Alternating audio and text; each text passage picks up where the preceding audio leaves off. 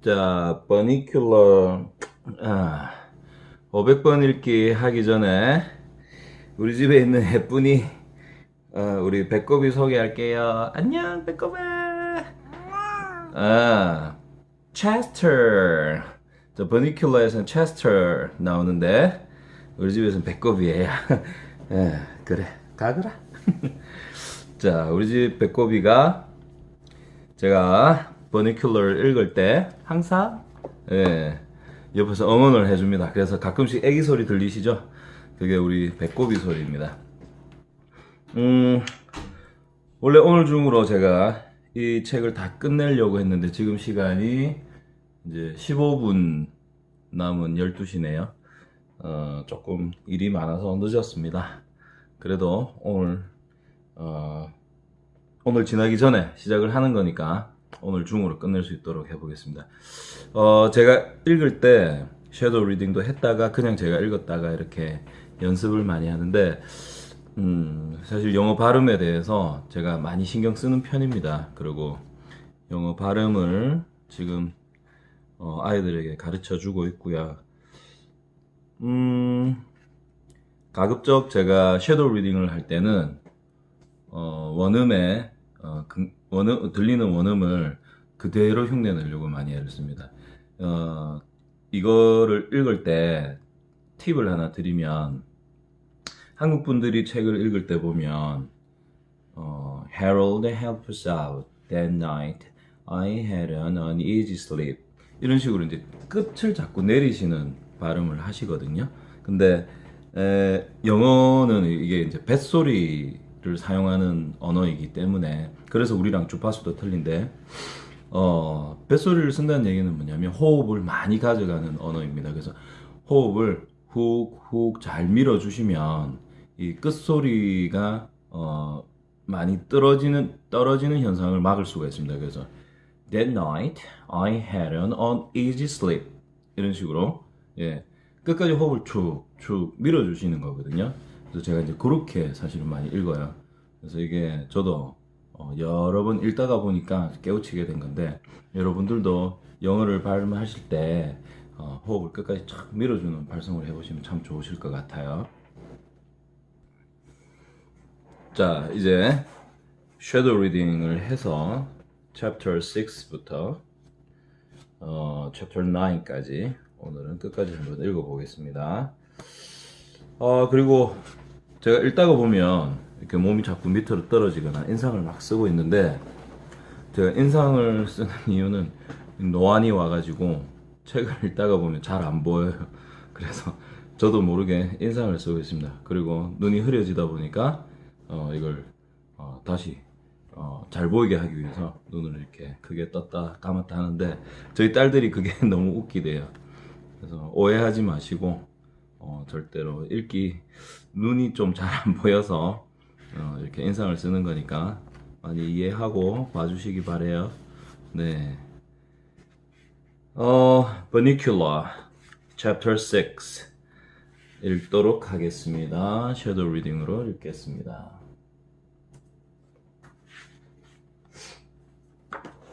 Chapter 6 Harold helps out. That night I had an uneasy sleep. Strange noises emanated from downstairs. It sounded like toenails clicking back and forth on the floor. It must be Bonicola making his midnight run, I thought, although I'd never known him to make a sound. And I smelled the funniest odor in the air, something familiar, though I couldn't place it. As the night progressed, it grew stronger and stronger, until finally it tickled my nose and I sneezed myself awake. I jumped up Toby's bed, still sniffling, and headed down the stairs for the living room to find Chester, to see if he could smell it too. The odor grew even stronger as I approached the living room. Standing in the doorway was a Chester, a strange pendant hanging from his neck. Phew, Chester, I said. What are you wearing that awful thing for? It smells. Of course it smells, he replied. Here, I made one for you, too. Put it on. Are you kidding? That thing smells like garlic. It is garlic, Chester stated matter-of-factly. "Why are you wearing garlic?" I asked, thinking that by this time Chester was capable of anything. As we walked into the living room, I tripped on another piece of garlic lying in the doorway. "Careful," said Chester. "Watch your step." I surveyed the room and saw that it was strewn with garlic on the doorways, over the windows, and around the Bunnicular's cage. The poor little fellow had buried his nose as far as possible under his blanket. I was about to follow his example and return to Toby's bed to bury my nose under the blankets when Chester grabbed my tail with his teeth. "You're not leaving this room until you got this on," he grumbled at me. I think that what he said. I wasn't sure because he had my tail in his mouth.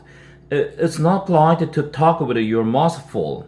Chester dropped the tail. Meanwhile, my eyes were beginning to water. "Listen," Chester snapped at me, fortunately letting go of my tail first. "The book said to use garlic." "What book?" I asked. "The Joy of Cooking?" Chester continued. "The mark of the vampire says garlic renders vampires immobile." "What does that mean?" "It means they can't go anywhere if there's garlic around." "Well, I've got news for you, Chester. I can't go anywhere either. The smell is killing me. But you've got to put it on. It says so in the book. If you don't put it on, I will put it on for you." "Go, Chester," I said as my nose suddenly and involuntarily closed. Leaving this robe right now, right now." And I did. I was so sick to my stomach from the aroma that I decided to spend the early morning hours outdoors. As dawn approached, it seemed that it would be a peaceful day. The sky was clear, the birds were singing, and I felt contented after my difficult night just to be lying in the grass, feeling the ladybugs crawl up my ears. Suddenly the calm was broken. Strange piercing scream came from the area of the kitchen. Not again, I thought. It was turned white now. As it happened, it was Chester. There in the sink, leathered with a soap, was the feline detective, yelling his head off. Mrs. Murner was scrubbing him vigorously, and from the sound of her voice, was in the middle of a long lecture. "I don't know what gotten into you, Chester. You never played with a garlic before. I thought you hated the smell of it. And here you've gotten it all over yourself. Stop wiggling. You will get soap in your eyes. If you want to chew on something, I will get you some catnip. But stay out of my herbs." Then she rinsed him off, wrapped him with a towel, and plunked him down in front of the stove to finish drying. "Shut the door," he hissed at me. "I'm freezing. That silly woman does she know cats don't get baths?" "What do you mean? I get baths all the time," I said, closing the door with my back foot. "That's because you're too dumb to bath yourself. Cats always bath themselves. It's a rule. Everyone knows that." "Well, at least it smells nice in here again," I sniffed as I settled down next to Chester by the stove. "And it's all rusty warm here in the kitchen." "Surely it smells nice again," he said. "But now the house isn't safe anymore." "What do you mean?" I asked, getting closer. "I mean, it worked last night. The garlic worked. No more vegetables turned white, did they?" "No, but that means Bunnicular didn't get out of his cage last night. Maybe he was just tired," I said. "Or maybe he was full." "Don't be ridiculous," he replied. "It was the garlic. He couldn't leave his cage, but tonight he will be free to roam again. And I've got to find a way to stop him that isn't smelly." Mr. and Mrs. Murner were hurrying in and out of the room, stepping around, late for work. Mrs. Murner yelled up to Toby, "Don't forget to take the steak out of the freezer when you get home today, Toby, and leave it on the table defrosted. And this time, remember to put a plate under it." Chetter's ears perked up. "Of course," he said, "that's what I do." And he strolled past me with a knowing smile. Mrs. Murner turned off the stove and left the room. It was too much for me to figure out, so I went to sleep on the nice, warm kitchen floor. I was awakened by a bite on the ear. Chetter was sitting by me, looking very impatient. "Boy, nothing wakes you up," he said. I've been yelling and poking at you for 10 minutes. "I was dreaming," I answered defensively.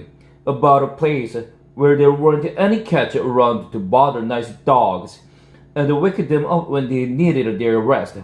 You can finish sleeping later, he said crisply. Right now you have to help me. Do what? I asked. Get Bunnicula out of the cage. I sprang back. Get him out of the cage? I thought that was what you didn't want. I thought you said he was dangerous. What if he attacked me? Aren't you ashamed? Chester replied. Afraid of a harmless little bunny? Harmless? I thought you said he was a threat to this house and everyone in it. Isn't that what you said? Isn't that what we've been talking about all this time? He is a threat, but only at night. During the day, he's just a very sleepy rabbit, and that's why we have to do it now. While the sun is still up, follow me, he said. There isn't much time. Toby stayed down here forever, and the others will be home soon. But you must have been tired, Harold. You slept through lunch. I followed Chester into the living room. My heart was pounding as he unlocked the cage door with his paw. It looked as if he'd had years of experience opening locks. The door swung open. Bunnicula was sleeping peacefully. He did, however, look a little green around the grills, probably from the garlic. I was just wondering how a rabbit could have gills. When Chester said, "Okay, Harold, do your stuff while I get what I need from the kitchen." Well, what do you want me to do? I can't read your mind.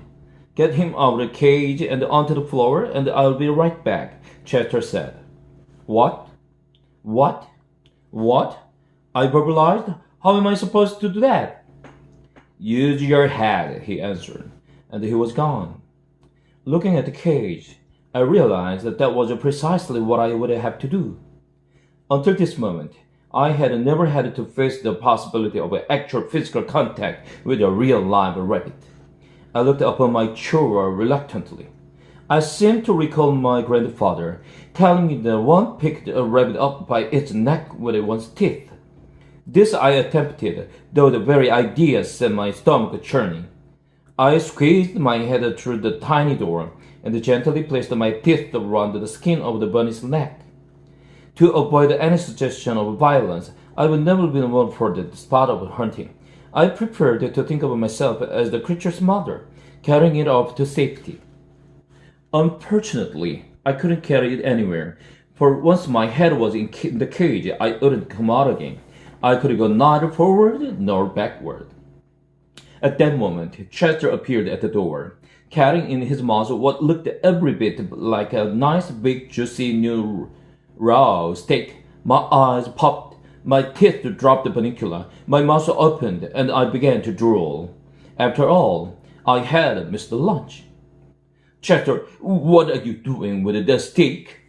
Haven't you gotten him out of there yet? I can't get either of us out of here. My head's stuck. Oh, Harold, sometimes I despair.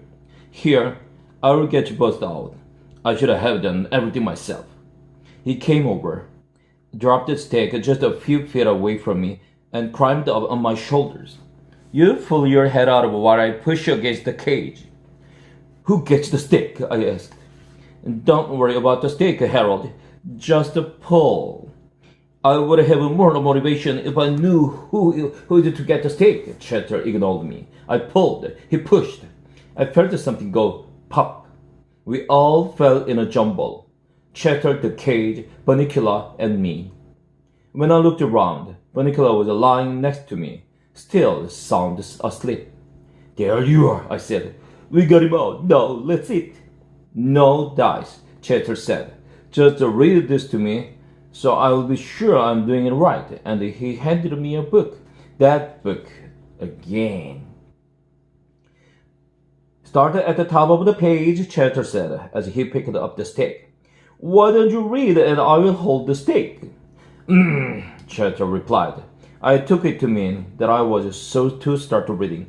To destroy the vampire and end his reign of terror, it is necessary to pound a sharp steak.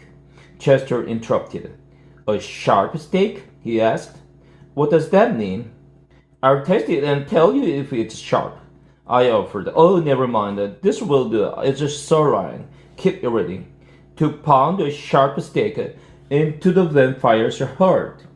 This must be done during the daylight hours, when the vampire had no powers. Okay, he said. This is it. I'm sorry I had to go this far, but if they'd listened, this wouldn't have been necessary. He dragged the stake across the floor and laid it across the inert bunny. Then with his paw, he began to hit the stake. Are you sure this is what they mean, Chester? Am I anywhere near his heart? He asked. It's hard to tell. I said, all I can really see are his nose and his ears. You know, he's really sort of cute. Chester was getting that glint in his eyes again. He was pounding away at the stake harder and harder. Be careful, I cried. You will hurt him. Chester increased his attack. I was really getting worried when the door opened and Mr. and Mrs. Murnau were suddenly with us in the room. Chester, Mrs. Murnau screamed, What are you doing with my dinner, Robert? Get the stake away from Chester. And what's the matter with the Bunnicula? Why is he on the floor? Mr. Murnau took the beautiful stake away. I wished it had formed a farewell with a tear in my ears. As the kitchen door swung open, Chester whispered with cold determination, All right, the rest reserved, and dashed into the kitchen. Seconds later, he was back, carrying his water dish between his teeth. He ran toward the Bunnicula and with a mad yell threw the dish of water at the rabbit. Unfortunately, he was so hysterical that his arm was not the best, with the water dripping from my ears. I watched Mrs. Murnau pick Chester up by the scruff of his neck and toss him unceremoniously out of the front door. Robert, we are going to have to do something about the cat. Look at this mess. Dinner's ruined, and the poor bunny is out of his cage, and the Harold is sopping wet. I tried to look at as pathetic as I knew how. Poor Harold, Mrs. Murnau could, as she dried me off. You've had a rough day, you and Bunnicula. I don't know what's the matter with your friend, but unless he learned how to behave, he will just have to spend the night outside. Mr. Murnau, Miss Mine, had restored Bunnicula to his cage and the cage to the window sill. I couldn't believe it when I saw that Bunnicula was still asleep. And Mr. Murnau said, the steak is ruined. Why don't you let Harold have it? It deserved a treat anyway, don't you, old boy? I panted appropriately. After my delicious dinner, I turned my attention to the book still lying open on the floor. Another method of destroying the vampire is to immerse the body in water. The body will then shrivel and disappear as the vampire emits one last scream of terror. Phew, I thought. So that's what he was trying to do. Thank goodness he missed. I had no regrets about missing a scene like that. Poor Bunnicula. I looked over toward the cage, and there on the other side of the window was a pathetic tabby face looking in. His little nose was pressed against the window. I couldn't hear him, but from the movement of his lips, I could see he was very unhappy. Poor Chester. As for me, Mrs. Murnau spent the evening petting me, and the family chatted with me all night long. And of course, I'd had my yummy steak dinner. So, it wasn't such a bad day after all. Except that now my steak was all gone. Poor Harold. Chapter 7. A New Friend in Need.